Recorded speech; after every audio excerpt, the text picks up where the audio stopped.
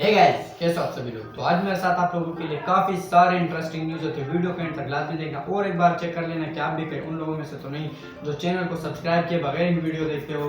तो चलिए guys, news की तरफ बढ़ते हैं। तो फर्स्ट ऑफ ऑल हम बात करते हैं जो कि डक्की भाई और रजब भट्ट के बारे में।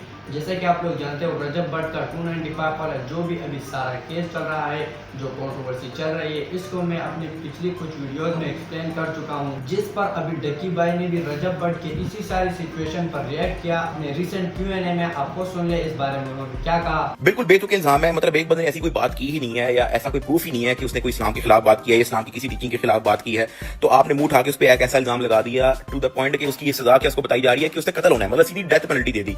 अब वो आउट ऑफ कंट्री चला गया, ठीक है। तो अब ये जो फेक इस्लामिक कार्ड वाला जो सीन है ना, ये सिर्फ और सिर्फ ड्रामेबाजी होती है। ये 5 वक्त के नमाजी भी नहीं होते। ये जो लोग ट्रेंड चला रहे हैं ना कि कत्ल होना चाहिए, ये अंदर से आशिक रसूल होते भी नहीं है, फ्रंट से ड्रामेबाजी होती है बस। क्योंकि इस्लाम के अंदर ऐसा कुछ बताया ही नहीं गया, ठीक है। सिर्फ पोलाइटनेस बताई गई है, कोई इस तरह का एग्रेशन नहीं बताया गया। सही है कि आप इस तरह का फेक इल्जाम लगा के अगले की जिंदगी तबाह कर दो, ठीक है। ऐसा कहीं भी इस्लाम में नहीं लिखा। तो ये सिर्फ और सिर्फ फ्रंट से ड्रामेबाजी होती है। अल्लाह ताला ने उसको इतनी कोई गुनाह नहीं दिया होना जितना लोगों ने उठा के दे दिया, नाउजुबिल्लाह, ठीक है। तो बाकी अपना रजब हम आपके साथ हैं, टेंशन नहीं लेनी, ठीक है। अल्लाह ताला ऐसी कोई नौबत ना लेके आए कि आपको आउट ऑफ कंट्री जाना पड़े या पाकिस्तान में डर के रहना पड़े। हिज़्ज़ुमान। और इसी Q&A में डक्की भाई ने ये भी रिवील किया कि इनके ब्लॉग्स कम क्यों आ रहे हैं। इन्होंने बताया कि इनका कोपरो चोरी हो चुका है, जिसमें इनके वीडियोस का कंटेंट भी पड़ा था। आपको सुन ले इस बारे में उन्होंने क्या कहा। व्लॉग के अंदर मैंने आप लोगों को बोला कि मैं आप लोगों को नेक्स्ट वीडियो में बताऊंगा कि मैं पिछले दिनों कहाँ गायब था। मैं आपको थोड़ा बहुत बता देता हूँ कि हम लोगों ने एक वीडियो बनाई थी, मैंने, बाबे ने, जे ने, काफी मजे की चैलेंज वीडियो थी, बड़े मजे की वीडियो थी, आउटडोर गोप्रो पे शूट हुई थी। वो गोप्रो जो है हमारी गाड़ी से कोई निकाल के ले गया, ठीक है। वो उसकी फुटेज जो है वो हमने एक जगह से रिक्वेस्ट की हुई है, ठीक है। तो वो जैसी फुटेज आती है तो वो मैं आपको थोड़ी एक्सप्लेनेशन भी दूंगा। तो लेकिन जब ये इंसिडेंट हुआ तो मैं बड़ा डिसअपॉइंट हो गया। मतलब वो अगले दिन वो पुलिस हुई है, वो इस चक्कर में पढ़ पुर के ना वो टाइम ज़ाया होता गया।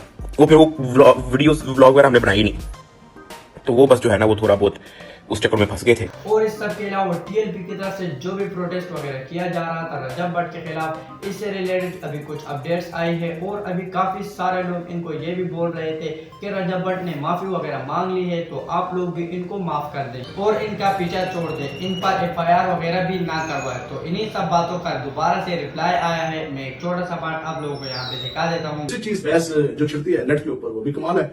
लोग कहते हैं जनाब आप उसको माफ कर दें।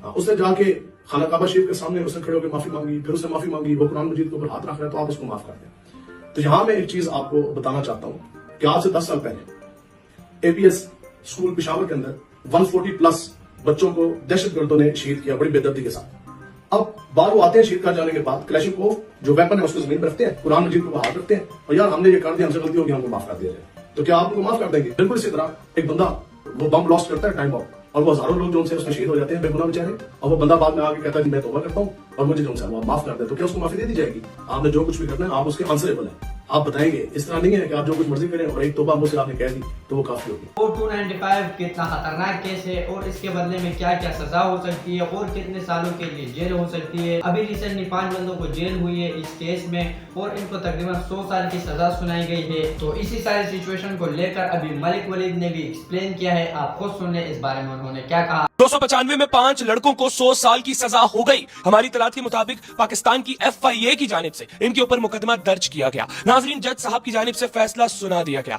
जज साहब ने ये बोला कि 295C के तहत इन सारे लड़कों को सजाए मौत होगी। सजाए मौत के अलावा 295B के तहत इन सारे लड़कों को उम्र कैद होगी। आपकी सोच है ये 295 की FIR आपकी जिंदगी के आगे फुल स्टॉप लगा सकती है। FIR हुई है। ये जो मैंने अभी 5 लड़कों के बारे में आप लोगों को बताया, इन 5 लड़कों को भी 295A भी हुई है जो रजब भट्ट को हुई है, और इनको 295A में 10 साल की सजा और 1 लाख रुपया जुर्माना हुआ है। इसके अलावा रजब भट्ट को पीका एक्ट 11 भी हुई है, वो इनको भी हुई थी और इनको उसमें 7 साल की सजा मिली, जबकि रजब भट्ट के ऊपर भी यही FIR। और इस सब के अलावा रहीम शाह ने भी इसी सारे केस के ऊपर रिएक्ट किया है। आपको सुन ले इस बारे में उन्होंने क्या कहा। अभी इंतशारी टोला है जो रजब भट्ट के अगेंस्ट हो कि इस पर इतना घटिया इल्ज़ाम लगाकर उसको गिराना चाहता है, इंतशार फैलाना चाहता है, लोगों को उसके खिलाफ पर फैलाना चाहता है। क्योंकि हम सब को नबी मेहरबान सल्लल्लाहु अलैहि वसल्लम से क़ीदत है, प्यार है, मोहब्बत है। नबी मेहरबान सल्लल्लाहु अलैहि वसल्लम के नाम पे हम जान कटाने को, सर कटाने को तैयार हैं, क्योंकि वहाँ उस इंसान का जो ईमान है वो कामिल दर्जे तक या तकमील तक पहुँच ही नहीं सकता। जब तक नबी मेहरबान सल्लल्लाहु अलैहि वसल्लम उसको अपनी जान माल औलाद दुनिया की हर चीज़ से ज़्यादा अजीज़ ना हो।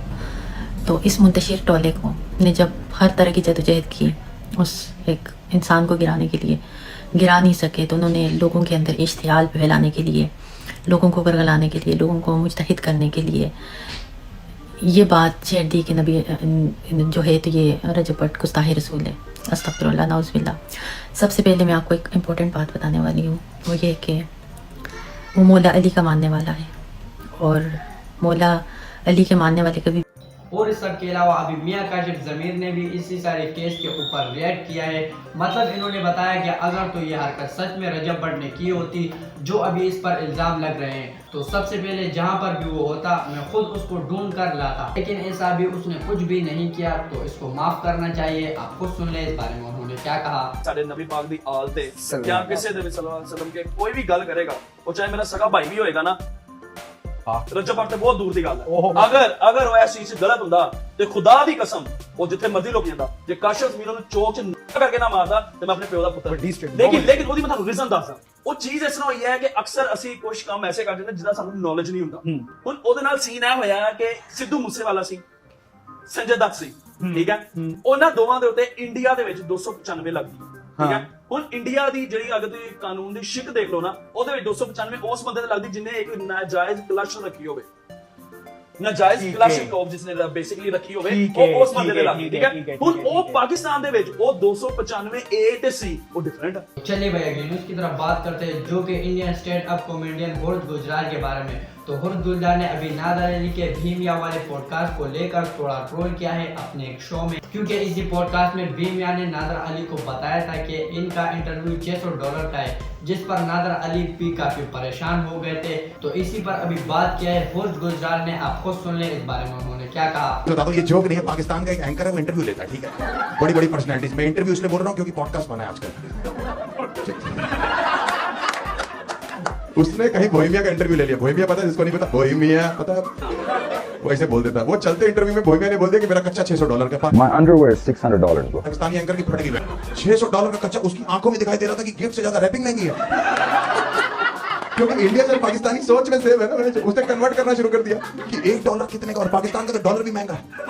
1,80,000 रुपए का कच्चा पड़ रहा था भाई। एंकर कह रहा इतनी मेरी शादी की शेरवानी है, लेकिन मैं देख के रहूंगा ये $600 की चड्डी बहुत बड़ी। बोल दिया मेरे भाई, मैं तो बताना चाहता हूँ ऑन कैमरा कि अगर $600 का मैं कच्चा पहनूंगा ना, मैं तो सिर्फ कच्चा पहनूंगा, किसी को बोलने का मौका ही नहीं देना कि दिखाओ, दिख रहा है देख।